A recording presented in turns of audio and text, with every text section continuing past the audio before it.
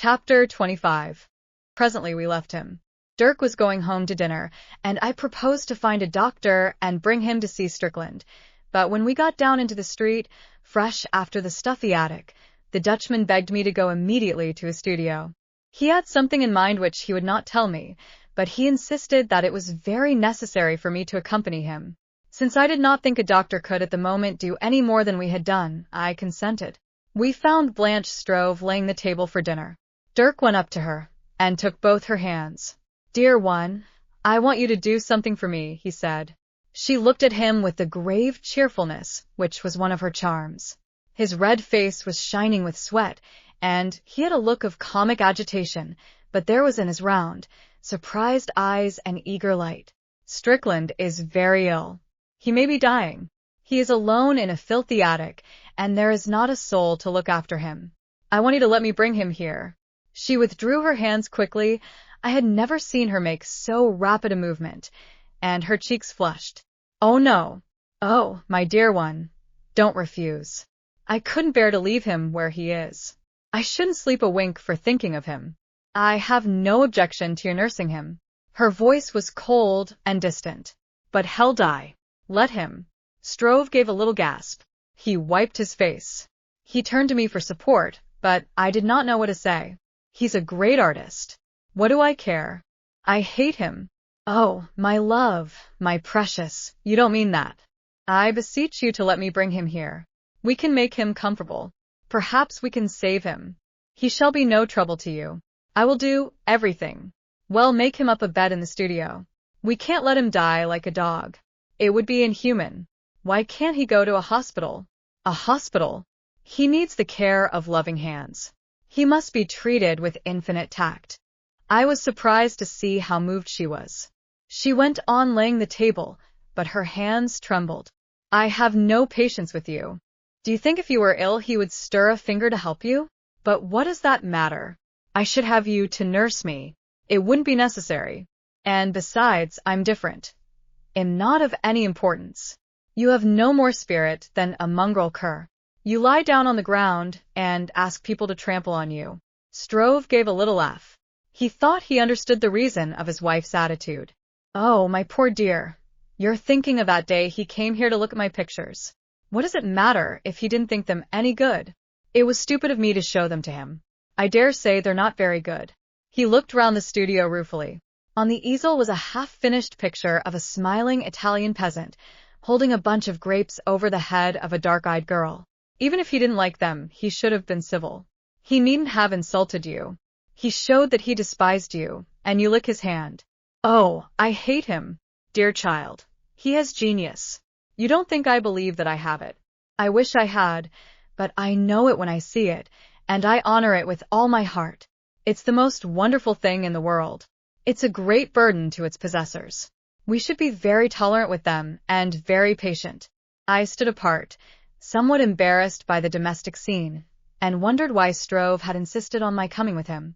I saw that his wife was on the verge of tears. "But it's not only because he's a genius that I ask you to let me bring him here. It's because he's a human being, and he is ill and poor. I will never have him in my house, never." Stroeve turned to me. "Tell her that it's a matter of life and death. It's impossible to leave him in that wretched hole. It's quite obvious that it would be much easier to nurse him here," I said, "but of course it would be very inconvenient. I have an idea that someone will have to be with him day and night." "My love, it's not you who would shirk a little trouble." "If he comes here, I shall go," said Mrs. Stroeve violently. "I don't recognize you. You're so good and kind. Oh, for goodness sake, let me be. You drive me to distraction." Then at last the tears came. She sank into a chair and buried her face in her hands. Her shoulders shook convulsively. In a moment Dirk was on his knees beside her, with his arms round her, kissing her, calling her all sorts of pet names, and the facile tears ran down his own cheeks. Presently she released herself and dried her eyes. "Leave me alone," she said, not unkindly, and then to me, trying to smile, "What must you think of me?" Stroeve, looking at her with perplexity, hesitated. His forehead was all puckered, and his red mouth set in a pout. He reminded me oddly of an agitated guinea pig. Then it's no, darling? He said at last. She gave a gesture of lassitude. She was exhausted. The studio is yours. Everything belongs to you. If you want to bring him here, how can I prevent you? A sudden smile flashed across his round face. Then you consent? I knew you would. Oh, my precious. Suddenly, she pulled herself together. She looked at him with haggard eyes. She clasped her hands over her heart as though its beating were intolerable.